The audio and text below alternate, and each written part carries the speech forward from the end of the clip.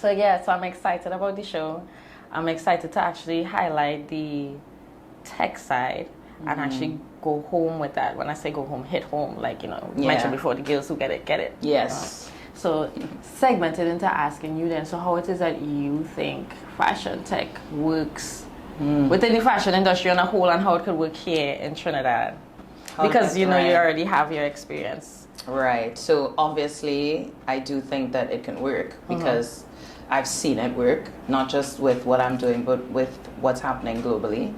I do think that because there is global interest and activity, that naturally it's something that we should at least first explore.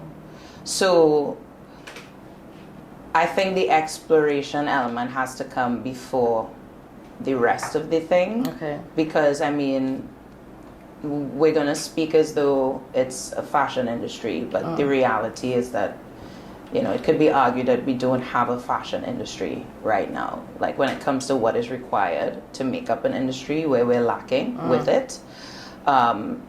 So speaking like idealistically, as though we have a functioning fashion industry, I do think exploration comes first. How do you feel as somebody who was coming in more on the artisan side and really sitting and thinking it through? How do you feel that technology actually worked for you where you are right now at your brand and where you'd like to go? Or how you can see it continuously working with you, so where you would like to go? Well, with that, again, the context is that I think that even if you don't do, you should know.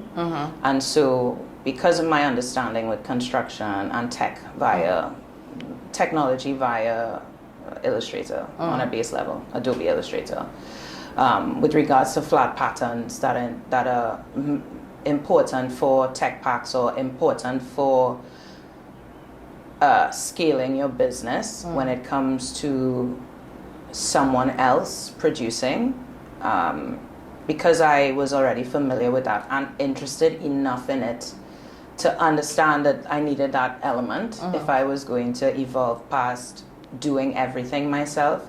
Yeah, right? and to even right off of that point, because you were saying moving it from Illustrator to another sense, it's completely different. It's just not just click and play and it's immediately there. Can you speak to your filter that you made for your earrings? Because that's almost, to me, that's in the same realm where you started off with the design. It's like, okay, so how do I want this to look on someone's earrings before on someone's ears, before it even gets to production? What kind of level of engagement I want to see from you? Or what were you expecting when you did that, actually, when you made the filters of your design? The crowns, and so what I had done was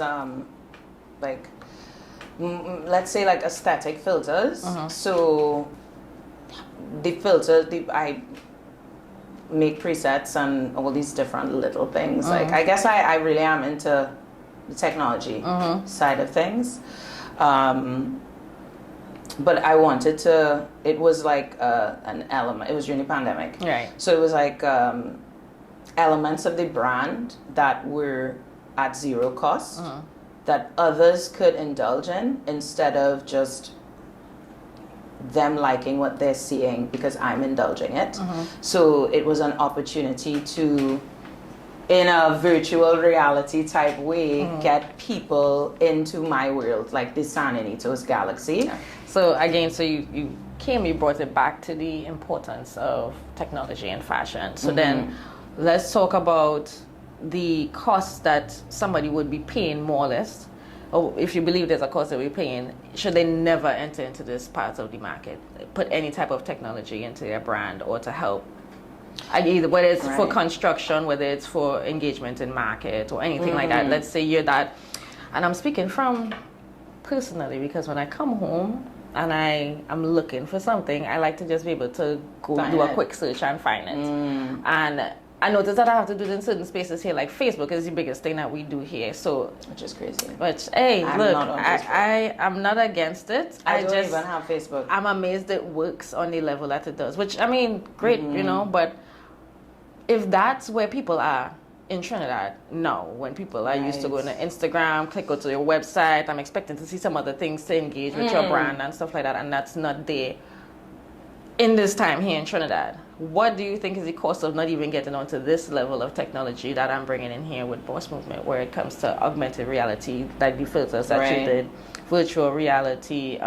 It doesn't have to be the 3D printed clothing, but it could be something to the point of on the construction side, where it is that the 3D printing is automating it to the point where we, tech packs, like even tech packs on a base level. A tech pack, So what do you believe is the cost of brands not incorporating that into their business? So I think it does depend. I would say, for example, my grouse with social media platforms in general is that we do not have the access. So a Trinbagonian selling space wouldn't need a website if they could sell on Instagram, which they cannot because of our location. So if somebody could find some legal way of providing that, I think it puts us on at least some closer to the global space, because right now someone can purchase directly on Instagram. And I mean, now they've offered the product feature, but I'm just saying in terms of connecting different things, because you still kind of need a website to be able to have that shop, but it allows to fairly participate in this sort of Insta experience that Facebook, Instagram, even TikTok now is providing for people, where they can directly access, in the truest sense, their potential clientele or their clientele, right? Okay.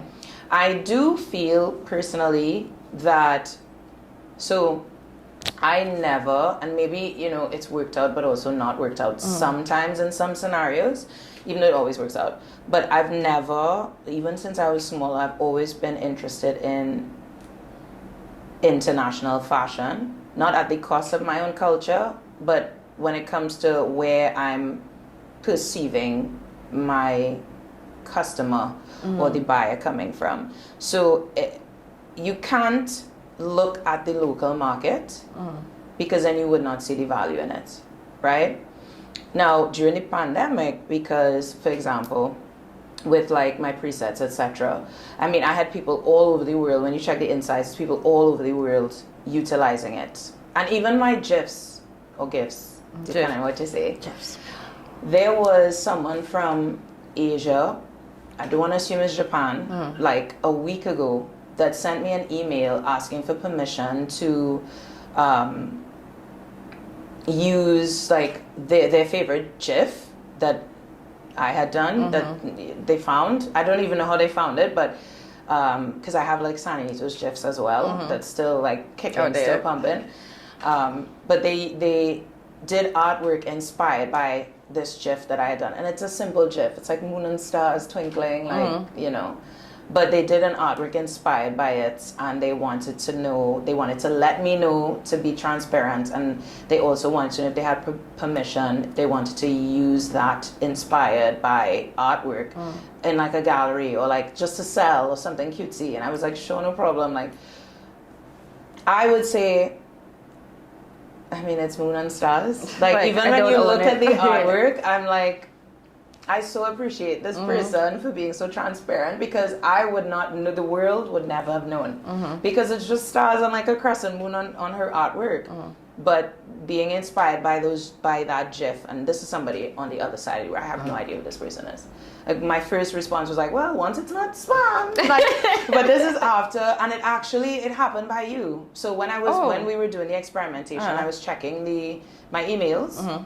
And I was like digging. I'm like, okay, how do I find this person just to verify they're a real person, But they had also messaged me on Instagram. So I'm saying that to say that the presets and these different things, like during the pandemic, because the world was having the same experience, it brought us that much closer to the rest of the world. And so the things that people would usually indulge in that are elements of brand expansion, that in Trinidad and Tobago, we're not really thinking of that yet, or maybe not allowing ourselves to pay attention to what, like, people who are really innovating with what they have, which to me is a fundamental element of our heritage, right? If we go back into certain times where certain things were stripped, and how you need to innovate to sort of re-inject and like get your culture back, with a little twist, that's inherently our heritage. So there's an element of it where maybe some people are not willing to sort of massage their brains and be a little more open to that, which, you know, objectively, I get that too. I mean, you just it's okay, like, you'll catch on. Yeah, you know? You'll get there at some point. Bandwagon is open. There are people who, the girls that get it, but then I understand that some people don't catch it till late, and some people, their friends just drag them along, and some people just want the secret back entrance, so you don't know. Okay. So it's like, eventually, it will catch. But during the pandemic was an opportunity where everybody was doing the same thing, like everybody all over the world. So a lot more people were utilizing the filters and the presets. I mean, that construct has changed now a little bit.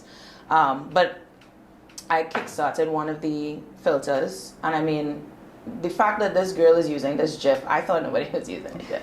See? Because you can't track insights in the way that you can do it with the, like, Instagram filter type thing. But that level of brand expansion that doesn't seem like it's tangibly benefiting, to answer your question, in terms of dollars and cents, is virtually, no pun intended, free. I mean, the cost for someone such as you to do it is less than the cost to maybe do what I'm doing with you with the laser cutting, or even if somebody takes the 3D printing element to that scale. Those are like different costs. But if you feel like this is too much of a cost and it might not be worth it, I'm saying that the filter concepts, what is it, VR or AR? The filter will fall in AR, but the most So the AR concepts, I think everyone can benefit from that. Exactly. Like, everyone can benefit from that, and it's because we already know that, because we all, you know, well, some of us tried it at that point in time, and then some caught on, but just from a data level, we know that it works, and it allows the more reach, more people to see the brand, experience the vibes that you talk about in very easy ways, and then that translates into being able to try on product. Even if it's like product you haven't done yet, like the sunglasses that I did, those glasses were a custom print that I had made, but I don't have that product. But there's the product in virtual reality. Correct. And so you can try it. Yeah. And that's even a good way for you to find out as a person if you're testing out a product or anything like that, to see what the user engagement is. If people think it's cool, they look forward to actually seeing it when it comes out.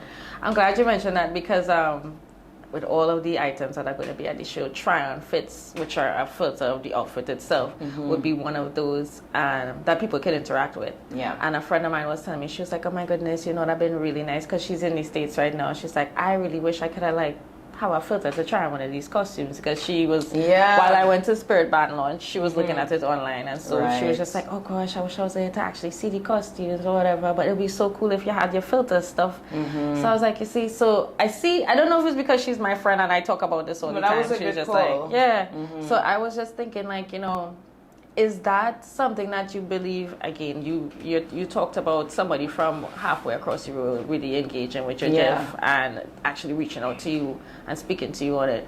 How do you think that can translate with carnival bands here? Like, let's say, you know, before launch or during the times of us hyping everybody up, if there was a AR experience, which would be a filter of a carnival outfit, how do you even think that would be something the bands themselves would be interested in for their end user, and what that might look like? You know what, if I was to be honest, I feel like the fact that marketing teams have not considered, like, it boggles my mind sometimes. I wonder what the thought process was, because I understand needing to balance between what's trending, but,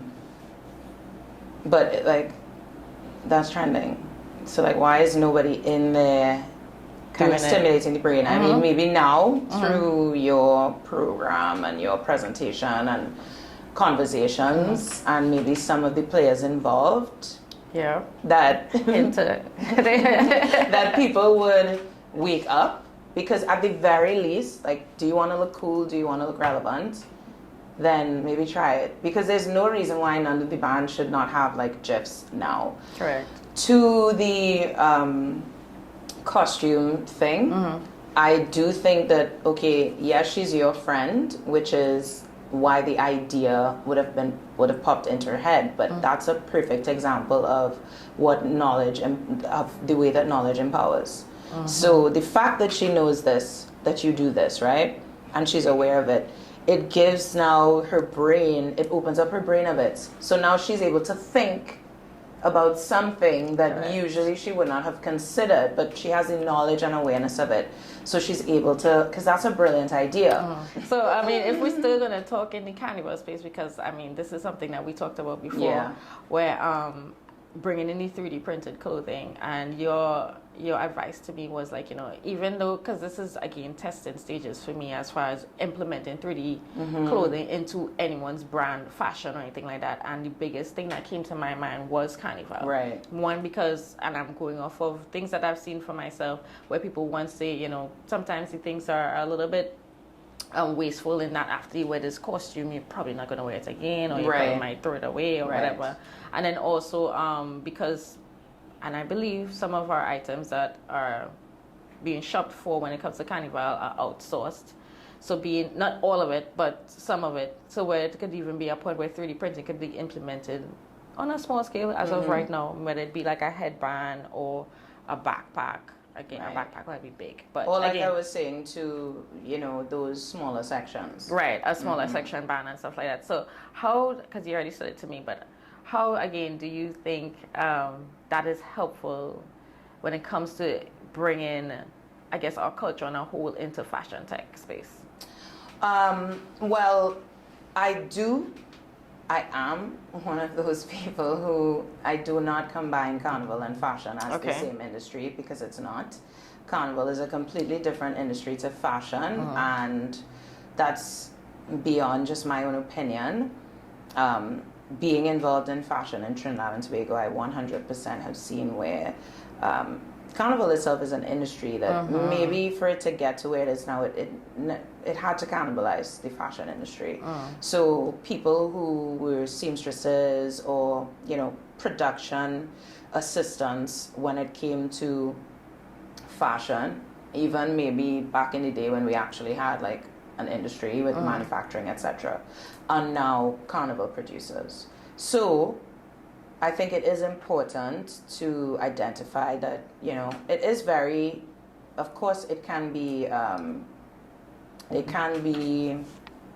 you call it, crossed over, but it's not the same. And I think that's the first step in understanding the needs of both spaces. Like, you can't wrap them up together because they're so different.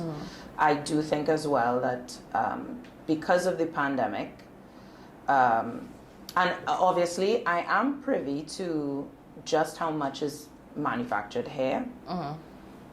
The perception that people have that the majority of it is in China, maybe that was a reality how much ever long ago, but that has become incrementally less and less a reality, even before the pandemic. Which I don't expect people to know, which is fine, because, you know, maybe you have to have a little context by being involved to some degree. But because of things such as like real animal feathers that you can't really, you need approval to like travel with those types of things for fear of some of the diseases that may come from like chickens or whatever. We don't, my understanding, backpacks and these types of things are made here.